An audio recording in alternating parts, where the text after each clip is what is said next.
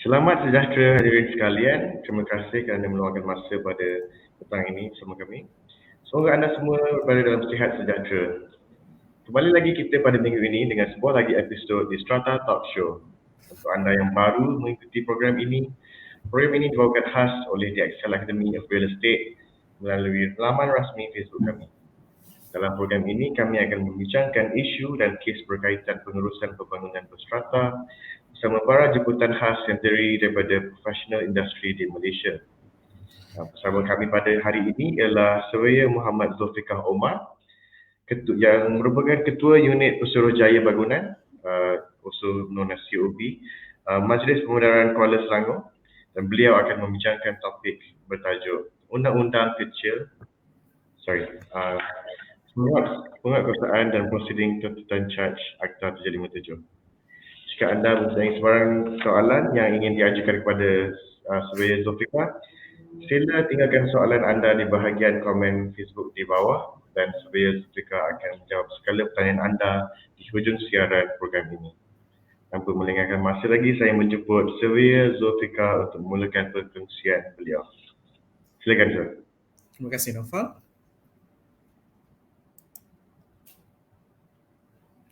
Okay, Assalamualaikum dan selamat petang kepada semua.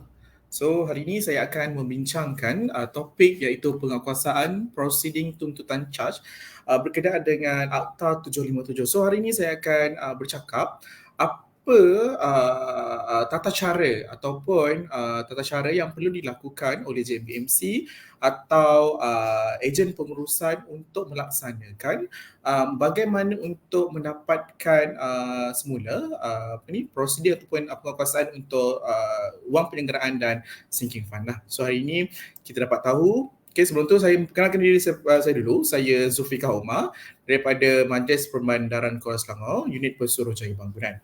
So topik yang hangat saya rasa di kalangan komuniti strata ataupun JMB, ejen-ejen pengurusan yang hadap, iaitu masalah utama dalam pengurusan strata apa? Iaitu pembayaran maintenance fee. So ramai yang kita kalau duduk di rumah strata ni ada low cost, ada medium cost, ada high end kan. So terutama rumah-rumah yang kos rendah, ramai yang tidak sedar bahawasanya duduk di rumah strata, duduk di rumah yang bertingkat, stratified building adalah wajib membayar wang penyelenggaraan. Itu adalah benda utama bila tuan-tuan dan puan-puan duduk di rumah strata, duduk di rumah bertingkat, wajib membayar maintenance fee. Sebab kalau kita tak bayar maintenance fee, tak bayar wang penjelas, macam mana kita nak menyelenggara harta bersama? Macam mana nak menyelenggara lift, macam mana nak menyelenggara swimming pool, macam mana nak buat pembersihan landscape. Jangan kita cerita kalau rumah-rumah yang swimming pool dan sebagainya, macam mana nak bersihkan harta bersama pun tak boleh if kita tak ada duit.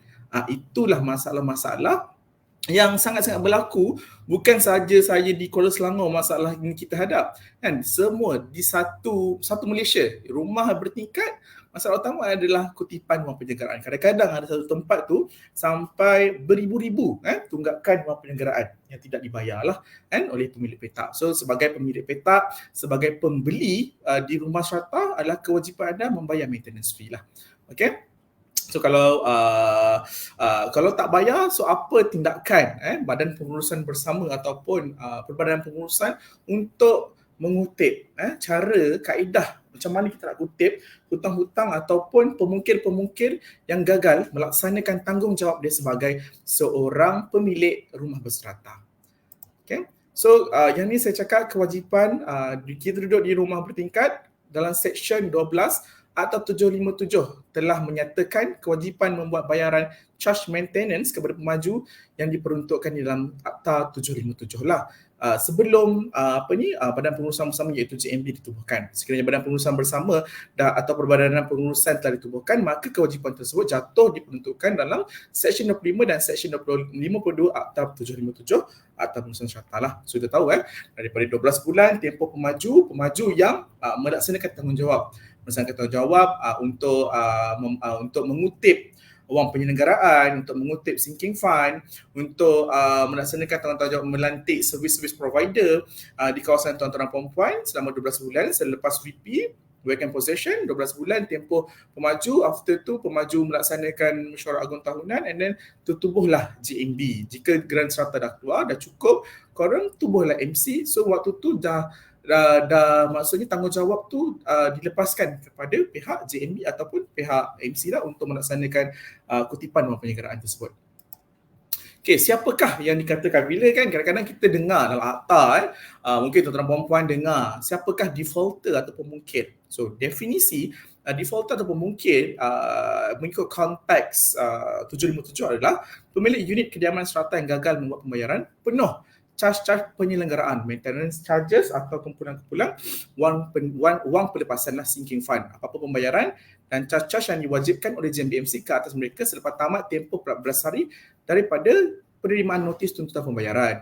Kadang-kadang bila kita duduk di rumah serata, kadang-kadang pihak JMB ataupun pihak pengurusan serve invoice selama 3 bulan, ada yang monthly, ada yang weekly, ada yang diikut berdasarkan persetujuan badan pengurusan bersama itu nak serve invoice tu setiap bulan ataupun quarterly. So mungkin kat situ ada penjimatan sedikit, tapi sekarang dah macam-macam sistem ataupun apps yang digunakan untuk remind penduduk-penduduk ataupun pemilik-pemilik petak pembeli untuk membayar wang penyelenggaraan setiap bulan. Okay. So kenapa ditetapkan selama tempoh 14 hari? 1 hari bulan daripada 14 hari. Kenapa? Sebab after 14 days late payment interest akan berjalan. Okay, late payment interest akan berjalan. Sebab tu tuan-tuan dan puan-puan wajib membayar setiap bulan sebelum 14 hari bulan. Itu yang dinyatakanlah sebab 14 hari bulan. So tuan-tuan jangan marahlah bila you bayar maintenance fee pada 20 hari bulan. So maintenance fee dah berjalan. After 14 hari tu dah berjalan dah maintenance fee. If kita tak membuat pembayaran maintenance fee lah.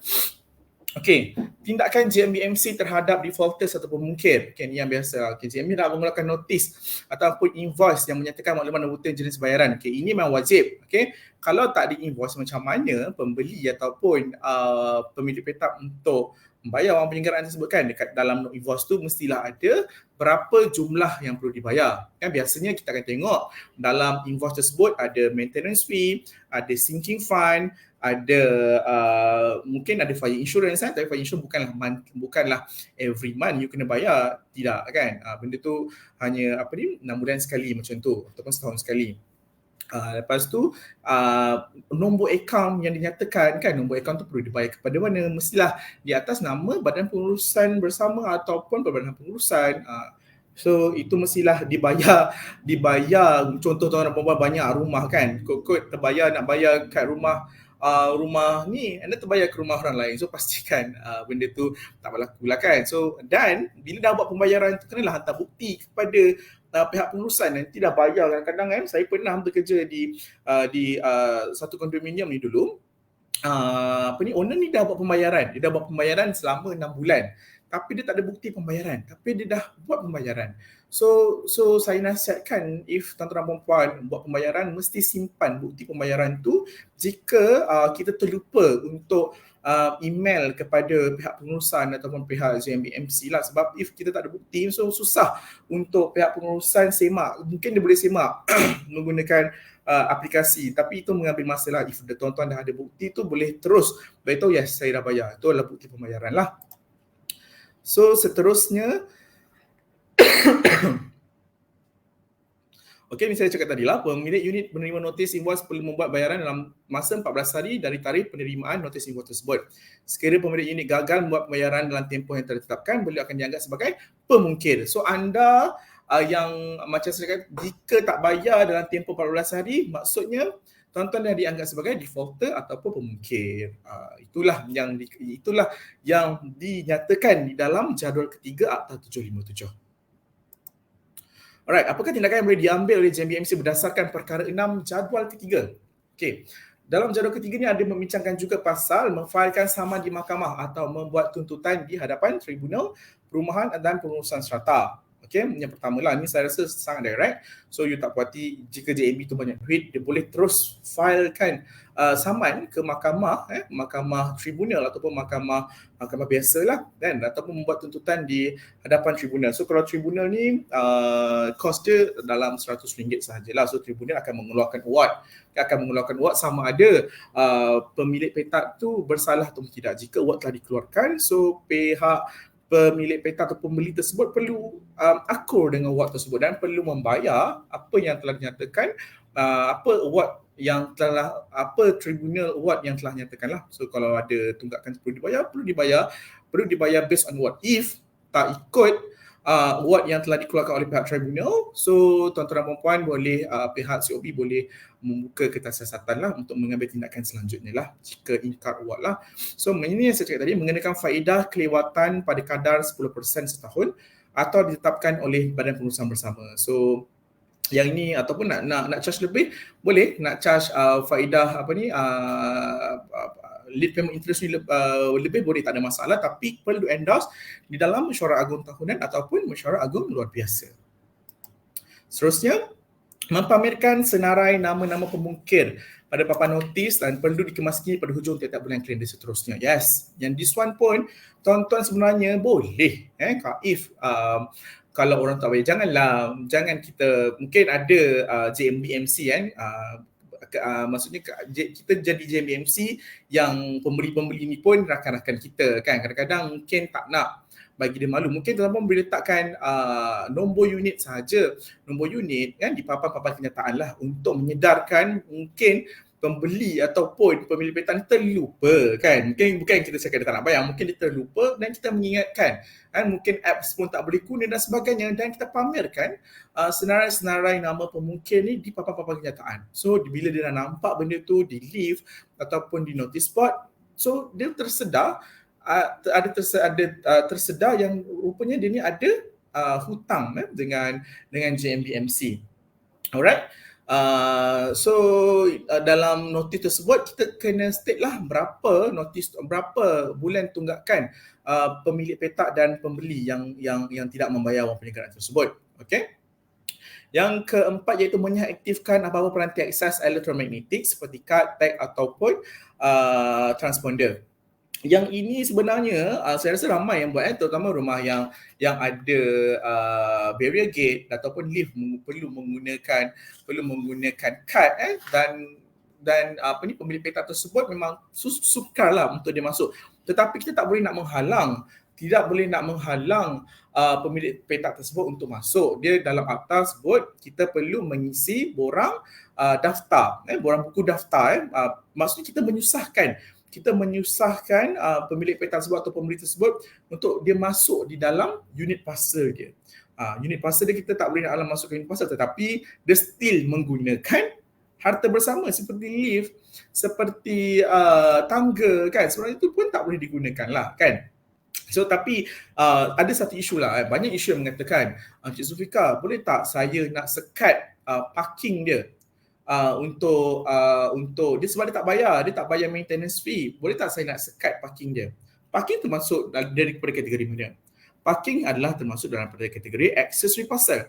So accessory parcel adalah hak mutlak pemilik petak. So kita tak boleh nak halang pemilik petak tersebut untuk parking di kawasan di petak dia. Kita tak boleh nak halang. Maksud saya cakap sini itu adalah parcel dia, parcel ataupun accessory parcel kita boleh halang. Tapi kita boleh menghalang pemilik petak tersebut untuk menggunakan harta bersama.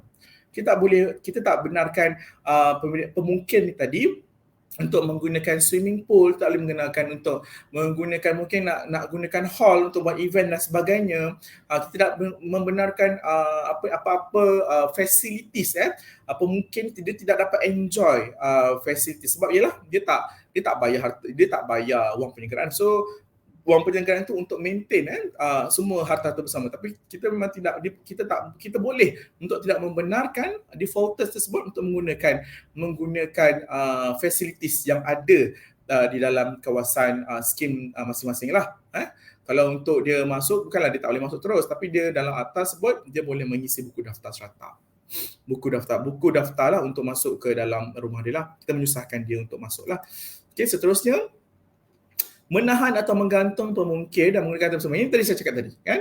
Atau permintaan bersama yang disediakan termasuk mana-mana ruang parkir dalam harta bersama. Ini ruang parking yang disebutkan ruang parking harta bersama, bukan ruang parking accessory parcel. Berbeza kat situ. Okey, apakah JMBMC perlu buat sekiranya pemungkir tidak mampu membayar penuh ke atas tunggakan petaknya? JMBMC boleh memasuki apa-apa skim pembayaran ansuran secara bertulis dengan pemungkir bagi penerima tunggakan.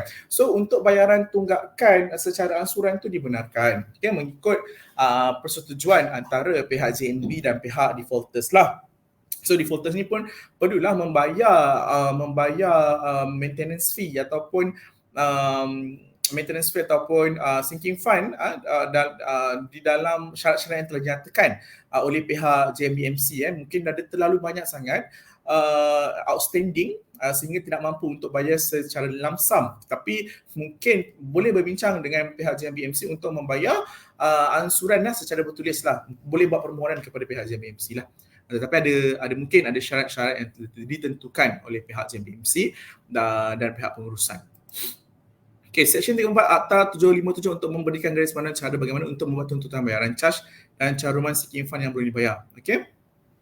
Sebelum JMBMC boleh memfailkan saman di mahkamah atau membuat tuntutan di tribunal, pihak JMB ataupun pihak pengurusan boleh mengeluarkan notis tuntutan berbentuk borang 11 dan borang 20. Borang 11 ni untuk siapa? Borang 11 ni adalah skim itu jika skim itu masih di bawah badan pengurusan bersama iaitu JMB. Kalau perbadan pengurusan kita menggunakan borang 20 mengikut peraturan 20 peraturan pengurusan strata. Kalau pemaju nak guna borang apa? Pemaju kita gunakan sama macam badan pengurusan bersama iaitu borang 11. So kat sini ada dua borang, jangan salah borang. Kalau tempat tu JMB, tuan-tuan dan puan perlu bagi borang 11. Kalau MC borang 20. Okey. So tempoh kewajipan pembayaran hendaklah tidak kurang daripada 14 hari. Ini sama je yang macam saya cakap tadi lah. Diserahkan secara sendiri pos berdaftar atau letakkan unit-unit yang dimiliki lah. Ini yang selepas dapat invoice daripada pihak pengurusan ataupun pihak JMBMC. Saman di mahkamah, tuntutan di tribunal dan waran penahanan harta alih. Pemilik unit enggan mematuhi tuntutan melalui borang 11. Bila kita dah serve borang 11 pun, dia still berdegil juga. So tuan-tuan dan puan-puan boleh filekan ke tribunal lah. Macam saya bukan saja dia berdepan dengan tindakan mahkamah atau tuntutan di tribunal, malah boleh berhadapan dengan pensabitan kesalahan yang membawa kepada denda tidak melebihi RM5,000 dan penjara tidak melebihi 3 tahun. Ini kalau kita dah buat mahkamah, dah tribunal pun dah keluar kawat, tapi dia still ingkar.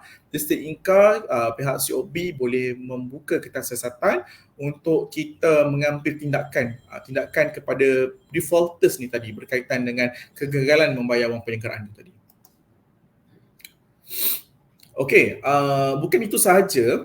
So JMBMC ni juga boleh buat penahanan harta alih lah. So kalau kita tengok rumah tu kan, ada penyewa ke, ada orang dalam rumah tu, tak kisahlah penyewa ke, pemilik petak ke, pihak Joint Management Body atau pihak pengurusan boleh melaksanakan penahanan harta alih lah. Sebab saya rasa kan, kita buat penahanan harta alih ni sangat efektif sebenarnya. Bila kita tengok kan, jiran-jiran tuan-tuan dan puan, barang-barang telah ditarik ataupun barang-barang telah dirampas, harta dekat dalam rumah telah dirampas sebab apa? Sebab nak mendapatkan jumlah bayaran yang kita ada hutang sebenarnya dengan pihak pengurusan, pihak JMB ni sebenarnya. Sebab that's why kita perlu membuat sitaan harta alih ni. Sebenarnya dia banyak membuka mata ramai orang sebenarnya. Ni kalau kita nak tengok orang lain buat sitaan harta alih, so tuan-tuan barulah waktu tu takut buat pembayaran. Saya rasa inilah cara yang efektif lah. Tapi dia banyak prosedur yang kita perlu lihat dekat situ. Kita kena tengok ruang penyimpanan, kita perlu insurancekan barang-barang yang telah dirampas kan. So kat situ banyaklah prosedur-prosedur yang kita perlu patuh lah. Okay.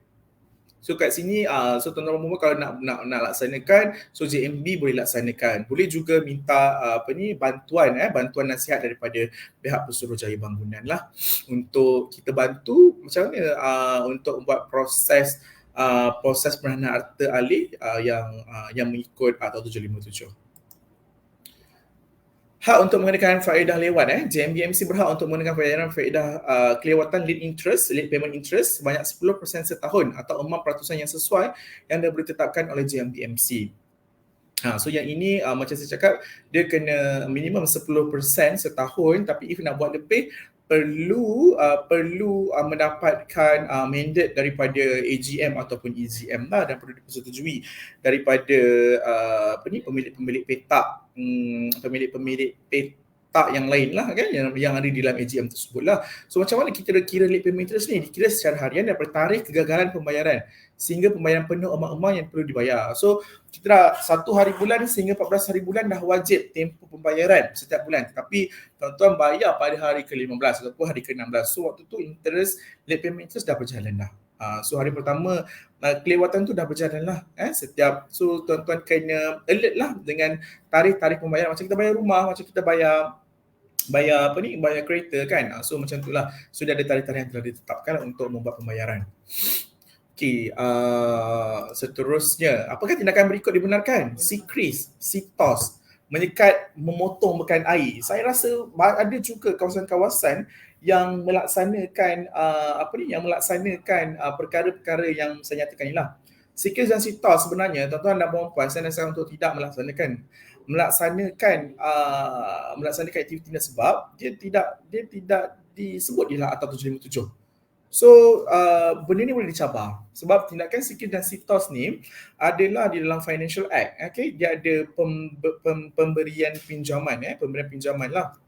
So dia ada agreement berkaitan tu. So mungkin, tetapi kalau ada tuntutan mahkamah, so bila JMBMC dah buat tuntutan ke mahkamah, so yang itu arahan daripada mahkamah memang kita telah nak deny lah kan. Kalau arahan daripada mahkamah mengeluarkan untuk membuat sikris dan sitos tu, itu dibenarkan.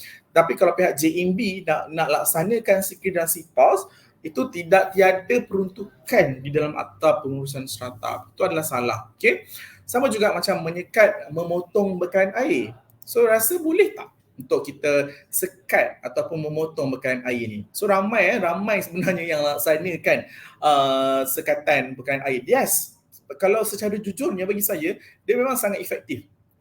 Kalau siapa je yang selesa duduk rumah tanpa air, kan? Itu adalah basic need. So memang kita tak boleh hidup tanpa air, tanpa elektrik kan. So elektrik boleh lagi, kalau air susah kan, kita nak mandi, kita nak minum dan sebagainya kan. So boleh ke tidak? Sebenarnya tidak boleh. Pihak JMBMC tidak boleh memotong ataupun menyekat bekalan air. Yang hanya boleh laksanakan perkara tersebut adalah syarikat bekalan air saja. Syarikat orang yang diberi konsesi, orang yang diberi hak sahaja untuk memotong bekalan air itu. Sebab kita tak ada hak untuk memotong bekalan air jika pihak defaulters tidak membayar wang penyelenggaraan. So kalau tuan-tuan dan puan-puan JBMC ataupun Ejen Pengurusan buat benda tu, bagi saya benda tu tidak dibenarkan lah sebab dia tidak diceritakan di dalam Akta 757. So jangan kita laksanakan perkara yang di luar akta. So benda ni boleh dicabar di peringkat tribunal lah, di tribunal ataupun mahkamah. Okey, ini saya cakap tadi lah.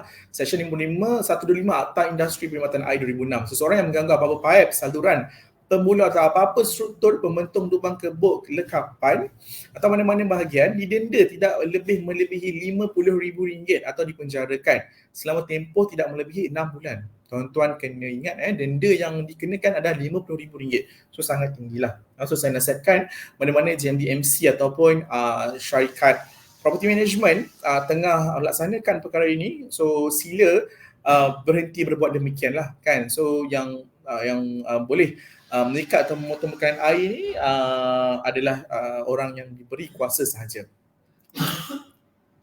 Sekatan ke atas penyewa atau lain-lain yang berkaitan. Sekatan tindakan boleh dikenakan terhadap keluarganya, pemukil atau mana-mana pemegang garaian, penyerah hak milik. So contohnya lah, kita bukan yang saya sebutkan tadilah apa tindakan-tindakan di dalam akta yang kita boleh cara-cara untuk mendapatkan wang tersebut.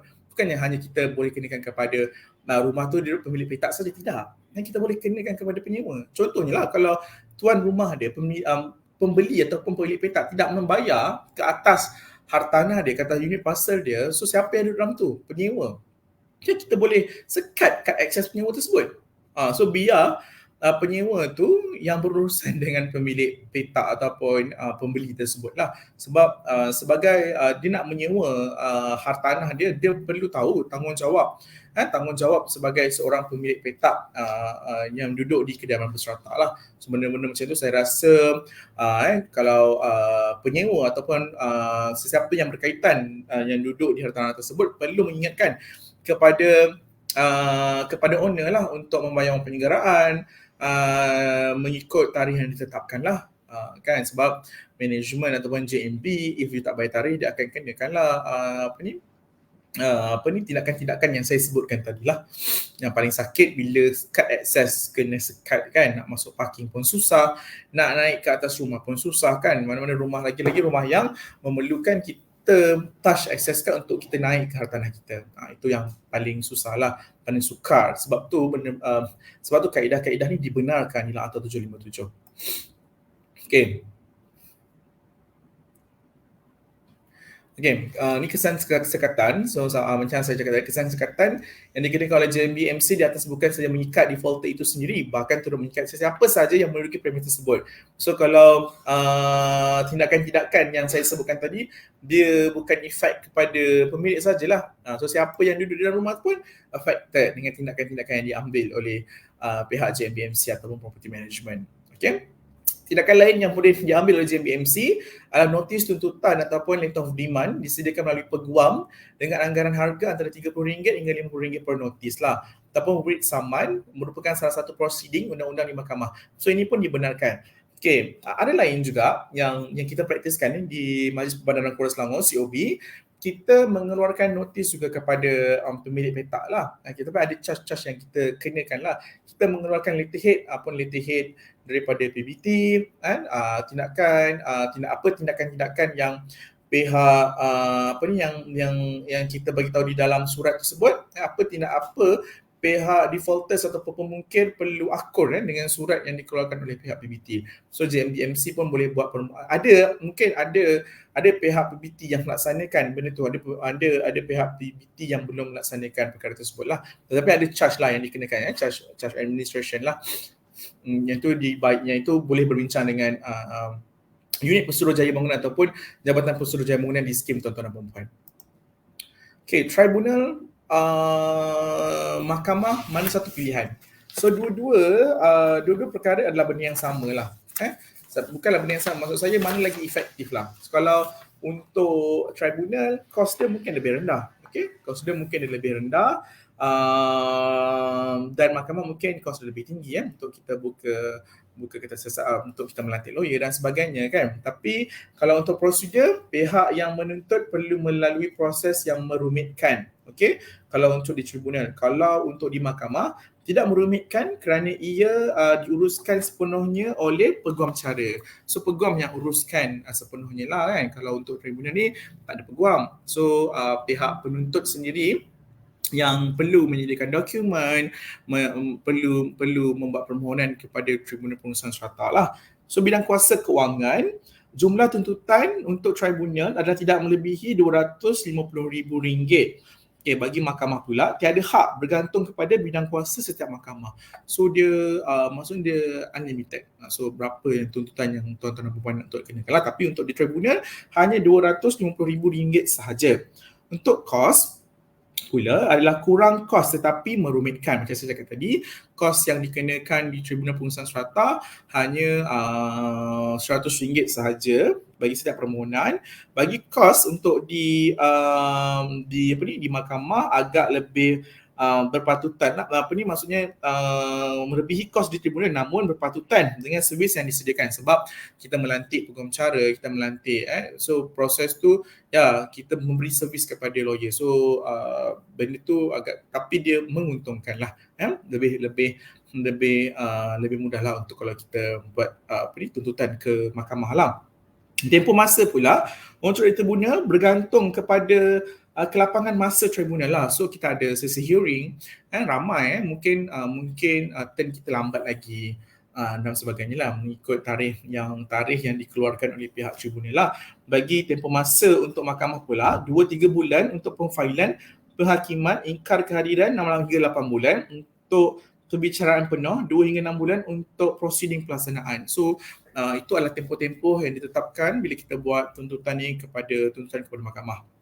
Okey, kesan kalau kesan bagi tuntutan di tribunal ataupun mahkamah, kalau kesan di tribunal hanya boleh melalui proceeding pelaksanaan sebaik saja award ingkar didaftarkan di mahkamah. Okey, kalau di mahkamah pula, keberanian kalian untuk disenaraikan di dalam sitos adalah lebih tinggi, boleh dikuatkuasakan serta-merta selepas tarikh perintah diberikan oleh mahkamah. So beza keputusan dia, kesan dia, untuk di tribunal dia ada award. Award tribunal tu mengatakan penuntut ataupun penuntut ataupun yang orang yang disabitkan tu, contohnya award dah keluar, so didapati dikena patuh dengan award tersebut. So if tidak patuh, so boleh rujuk kepada pihak COB ke atau mengambil tindakan selanjutnya lah. Ada denda-denda yang dikenakan lah kan. Jika pihak orang yang perlu patuh award tersebut tidak patuh, perlu ada tindakan-tindakan yang sesuai yang dikenakan lah, efek daripada situ lah. Tapi kalau untuk kesan daripada tindakan mahkamah, mungkin macam saya cakap tadi, boleh disenaraikan, pihak mahkamah boleh keberlangkiran boleh dikenakan tindakan sitos ataupun sikris lah. So kalau keputusan mahkamah dah keluar, memang susahlah untuk kita cabar. Okey, had bidang kuasa, hanya bidang kuasa tertentu sahaja, contohnya tidak melibatkan pertikaian terhadap pemilikan. So di Tribunal Pengurusan Strata hanya kuasa tu bukan keseluruhan. Okey, dia ada kuasa-kuasa yang ada perkara-perkara yang boleh pihak JMBMC ataupun pihak penuntut untuk buat tuntutan di Tribunal Pengurusan Strata. Tetapi kalau di mahkamah dia tiada had. So apa-apa pun isu boleh difilekan di pihak mahkamah. Cumanya so ada pro and cons. So kalau you macam tuan-tuan perempuan rasa macam mahkamah lebih efektif, so boleh melantik, saya rasa banyak je firma-firma guaman yang menyediakan perkhidmatan berkaitan dengan isu-isu Tribunal Pengurusan Strata ni. Saya rasa sudah ramai dah. Banyak juga lawyer-lawyer yang dah terbiasa dengan isu-isu berkaitan dengan perumahan pengurusan berstrata ni. Okey, itu sahaja. Saya rasa saya pun sangat setengah jam, 40 minit je saya bagi talk pada hari ini. So tuan-tuan, jika ada soalan berkaitan dengan tuntutan ataupun proceeding tunggakan charge ni, boleh terus bertanyakan dalam medium ni lah sekarang ni. Alright, terima kasih kepada Surya Zulfikar untuk perkongsian sebentar tadi. Seterusnya kita akan beralih kepada sesi soal jawab di mana beliau akan menjawab sebarang soalan anda berkenaan topik pada hari ini. So, untuk soalan yang pertama, kita ada soalan daripada Royan Sodikin. Pemotongan meter air bagi defaulter dalam Act 757 tak ada mention. Tapi sekiranya dalam SNP ada mention, boleh tak proses pemotongan masih dilakukan? Okay, terima kasih Encik Royan Sodikin. Berkaitan dengan pemotongan air ni, kita kena follow akta. So kalau SMP tu bercanggah dengan akta, saya rasa itu adalah perkara yang salah lah. Okay, sebab kalau dalam Akta 757 tidak dinyatakan untuk membuat pemotongan air, memang tidak boleh membuat pemotongan air. Sebab kita bukan individu ataupun orang yang diberikan hak untuk melaksanakan perkara tersebut. So kalau benda yang tiada di dalam Akta 757, bagi saya tidak boleh dilaksanakan. Sebab dia tiada punca kuasa. Apa punca kuasa untuk kita potong air? So kita perlu melihat balik apa punca kuasa, kita kena merujuk balik apa punca kuasa sesetengah perkara tu boleh dilaksanakan ataupun tidak. So kalau untuk dalam pengurusan strata ni, apa kita perlu lihat adalah Akta 757. Baik, terima kasih Surya. Seterusnya kita ada soalan daripada Muhammad Khairi bin Din. Salam Surya, pertanyaan andainya projek perumahan landed yang ada maintenance fee, adakah boleh diambil tindakan di bawah Akta 757 kepada pemilik yang gagal membayar? Terima kasih Encik Muhammad Khairi bin Din. Okey, sekarang ni terutama macam di tempat saya di Kuala Selangor, kita banyak perumahan-perumahan landed strata. Okay, landed strata gated and guarded. proses dia adalah sama seperti rumah bertingkat yang lain. Proses dia sama saja. Macam mana proses AGM, macam mana proses JMB ditubuhkan, macam mana kutipan wang penyelenggaraan tu, semua undang-undang yang tu terikat dengan Akta 757. Tetapi untuk perumahan landed yang bukan berstrata itu tiada kaitan dengan Akta 757. Yang saya mention tadi adalah perumahan landed berstrata sahaja. Thank you, sir. Seterusnya, soalan daripada Cik Miza D. Bagaimana orang awam atau individu boleh memahami dan melindungi hak mereka dalam konteks pemerkosaan dan prosiding tuntutan charge di bawah Akta 757? Okay, saya rasa lah. Terima kasih Miza atas persoalan tersebut. Okay, saya rasa banyak dah seminar-seminar ataupun seminar-seminar ataupun kelas yang berkaitan dengan tindakan penguasaan ataupun kursus-kursus berkaitan dengan pengurusan strata ni. Kat situ saya rasa macam-macam yang kita boleh belajar berkaitan dengan macam mana untuk kita macam saya cakap tadi, macam mana untuk kita untuk kita mengambil tindakan yang berkaitan dengan atau 757 lah. Saya di COB ni kita hanya menasihati kepada JMBMC atau property management untuk you follow kaedah yang di dalam atau 757. Kita banyak juga kaedah lain, okay? Seperti you boleh terus direct untuk ke mahkamah dan sebagainya lah. Mungkin itu akan melibatkan kos yang agak tinggi, tetapi mungkin berbaloi dengan servis yang diberikan ataupun keputusan mahkamah itu berpihak kepada pihak penuntut ataupun pihak defendant. Harap menjawab soalan. Saya tak berapa nak jelas soalan tu. Alright, next kita ada soalan daripada Cik Shikin Syarul. Apakah jenis kesalahan atau pelanggaran undang-undang yang boleh mengakibatkan penguasaan atau proceeding tuntutan charge? Adakah contoh-contoh situasi di mana undang-undang ini digunakan secara meluas? Senang je. Yang prosedur tuntutan charge ni untuk mengakibatkan penguasaan atau prosedur tuntutan charge adalah contoh situasi mana undang-undang ini digunakan secara meluas. Banyak je apa yang saya sebut tadi tu, contohnya pamerkan nama dekat di papan kenyataan ataupun notice board, lepas tu pengeluaran notis lepas 14 hari, borang 11, borang 20. Contoh isu-isu ni, isu-isu tidak membayar wang penyelenggaraan lah. Isu itulah isu utama yang isu utama keseluruhan pembangunan berstrata di Malaysia ni. Itu adalah isu utama. Jika tak buat pembayaran, tak melaksanakan pembayaran wang penyelenggaraan, so tindakan-tindakan yang saya sebut tadi kita boleh laksanakan berdasarkan Akta 757 tadi tu. Baik. Thank you, sir. Seterusnya, soalan daripada Cik Atun. Adakah akta ini mempunyai kesan terhadap hak asasi manusia atau kebebasan individu? Bagaimana undang-undang ini menangani isu-isu hak asasi manusia? Ini hak asasi manusia So kalau dalam macam saya sebutkan tadi, dalam Akta 757 ni dia berkaitan dengan, dia tidaklah kita sebab saya rasa akta ni wujud adalah untuk memberikan kita ataupun tata cara ataupun garis panduan kepada skim-skim berstrata lah atau 757 ni kan. So kalau kita perlu laksanakan ataupun perlu patuh. Saya rasa adalah ataupun strata pun tak kejam pun kan. Itu contohnya lah. Saya beri satu contoh berkaitan dengan hak asasi manusia. Kita boleh kesewakan kepada harta kita kepada foreigner. Kita boleh halang tak kita sewakan hartanah kita kepada foreigner? So ada yang buat undang-undang kecil mengatakan tidak dibenarkan foreigner untuk menyewa hartanah tersebut. Saya rasa benda itu salah. Itu tiada di dalam Akta 757. So maksudnya itulah against dengan hak asasi manusia.